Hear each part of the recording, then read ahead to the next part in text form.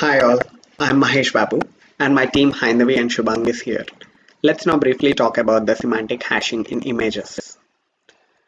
So this is our outline. Firstly, we'll briefly introduce the problem and purpose.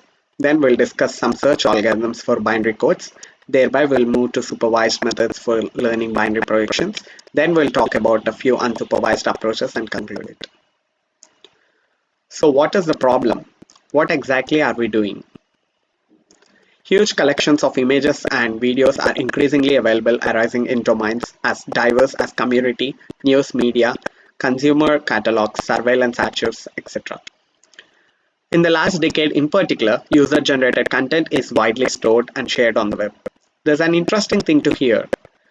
You know, every minute, more than 20 hours of new video are uploaded to YouTube and 1 lakh photos are uploaded to Facebook.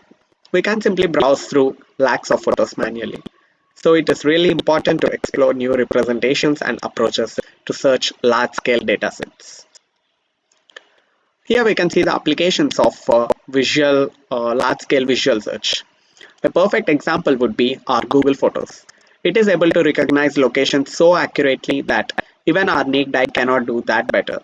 Also, many e-commerce sites is introducing a product search feature where we can search products through images. Other applications are near duplicate detection, CBIR, visual linking, etc. So what are the challenges we face in visual search? First of all, the data is massive and good descriptors for images or videos typically live in a high dimensional space, easily numbering thousands or more dimensions. Secondly, visual data need not fit neatly within a vector space representation at all.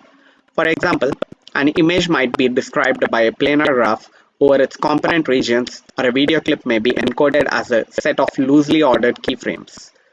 So, finally, the complex relationships intrinsic to visual data can be difficult to capture with manually defined features and metrics.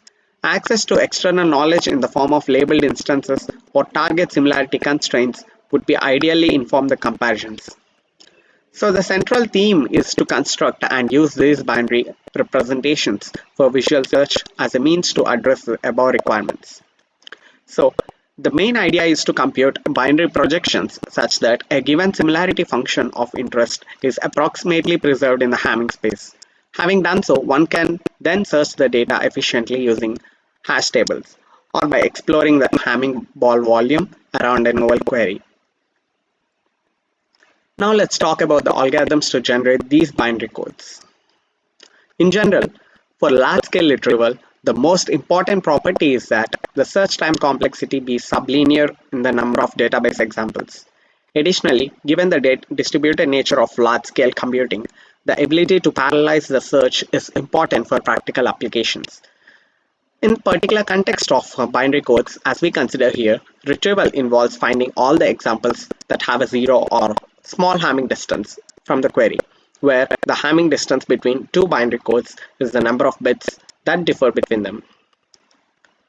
So, linear scan in Hamming space. This would be a naive approach where we compute the Hamming distance between the vector and every vector in the database. Computing Hamming distance would take two steps. Compute the XOR, count the number of ones in the resulting vector. This is a linear approach and would be in O of n. But as we discussed earlier, the code generation should be sublinear. Now we talk about various sublinear approaches. So, firstly, there are two types on overall, the data independent and the data dependent. Locality sensitive hashing, minwise hashing, which are random projections as the hashing functions without taking the data distribution into consideration. As the name itself speaks, the data independent, right? But these randomized hashing methods, however, require long binary codes to achieve high retrieval accuracy and usually have inferior search accuracy for large-scale image search. Similarly, the data-dependent ones can be classified into another two sub-approaches, the supervised and the unsupervised. The first one uses label information, whereas the unsupervised mimics the neighborhood structure of the original input space. Some of the unsupervised approaches would be spectral hashing, isotropic hashing, etc. So now let's go into locality sensitive hashing. As I said, it is a randomized hashing approach. It inserts database items into a hash table such that similar things fall into the same bucket with high probability. If only highly similar examples collide in the hash table, then at query time, directly hashing to a stored bucket will reveal the most similar examples, and only those need to be searched.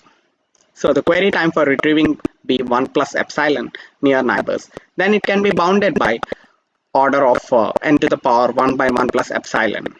So now I'll hand it over to my friend to talk about semantic hashing and some supervised and unsupervised approaches.